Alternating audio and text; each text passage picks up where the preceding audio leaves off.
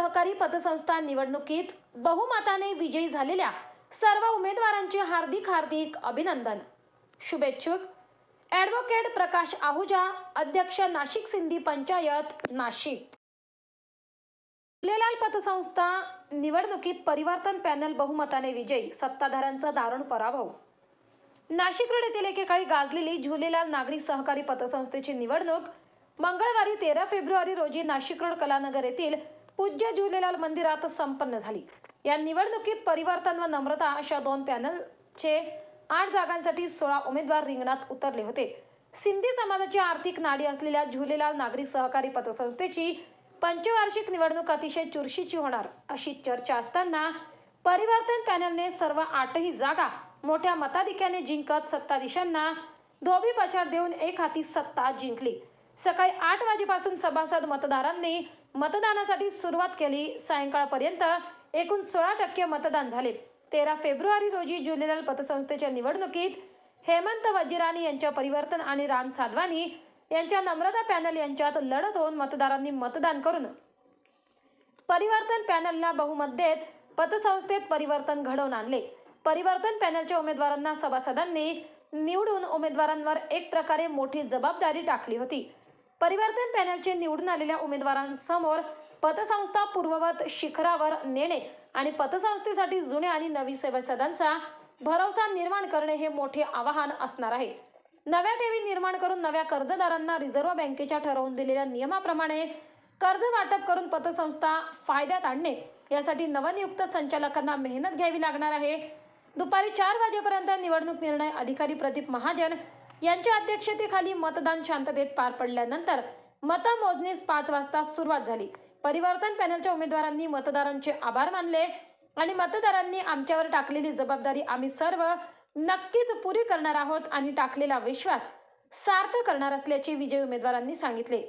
4170 पैकी 667 मतदान झाले व 5 वाजेनंतर लगेचच मतमोजणी होऊन महिला गटात श्रीमती रितिका कन्हैयालाल कालानी 471, डॉक्टर कंचन हासानंद लोकवाणी 434 मते मिळाली, तर सर्वसाधारण गटात किशोर रतुमल कारडा 466 मते, रतन राजलदास चावला 450 मते, हरीश गोपालदास देवानी 435 मते, हेमंत हिरानंद वजीरानी 433 मत, चंद्रकांत मगनलाल वेंसी यांनी 417 मत, गोपाल नानिकराम सजदेव 379 मते मिळाली, तर नम्रता पॅनलच्या पराभूत उमेदवारांना 250 पेक्षा जास्त मते मिळू शकली नाही।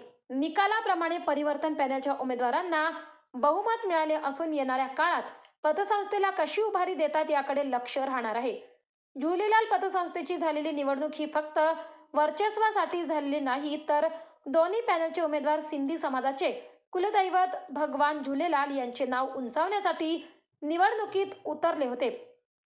आता नवे संचालक मंडळ पतसंस्था पूर्ववत करण्यासाठी कोणत्या योजना आणतील याकडे सर्वांचे लक्ष लागून आहे। निकाल जाहीर झाल्यानंतर परिवर्तन पॅनलच्या उमेदवारांनी भगवान झुलेलाल यांचे दर्शन घेऊन गुलाल उधळीत फटाके फोडून आनंद उत्सव साजरा करून सर्वांचे आभार मानले। देवळाली कॅम्प येथे ही फटाके फोडीत आनंद उत्सव साजरा करण्यात आला। निवडणूक निर्णय अधिकारी प्रदीप महाजन, राकेश सोनवणे, शैलेश पोद्दार, हेमंत मारसाळे, कैलास आढाव, महेंद्र गुप्ते, झुलेलाल पतसंस्थेचे व्यवस्थापक रमेश जाधव आणि टीमने योग्य नियोजन केल्याने निवडणूक शांततेत पार पडली। झुलेलाल आज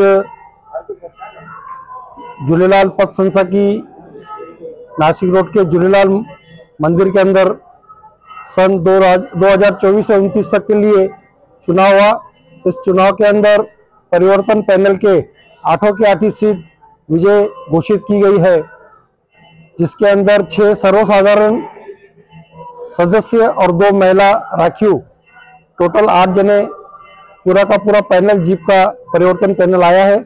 सबसे पहले मैं निवडणूक अधिकारी श्री महाजन सर और उनके सहकारी, हमारे सभी चुनकर आए हुए हमारे मेंबर, हमको जिन्होंने इस 10-15 दिन के अंदर हमारे साथ प्रचार के अंदर दिन रात हमारे साथ रहकर एक एक घर के अंदर जाकर जिस प्रकार से उन्होंने प्रचार में मदद की, उन सबका भी मैं शुक्रिया अदा करता हूं।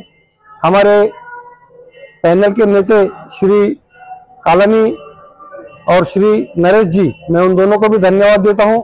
और ऐसी असंख्य हमारे मददगार जो हमारे सामने न आते हुए और किसके भी सामने न आते हुए परस्पर हमारे पैनल के लिए उन्होंने प्रचार किया, मैं उन सबको भी धन्यवाद देता हूं। अभी ये चुनाव जीतकर आने के बाद हमारी जवाबदारी भी बढ़ गई है। हमें आने वाले समय में हमारे जो ठेकेदार है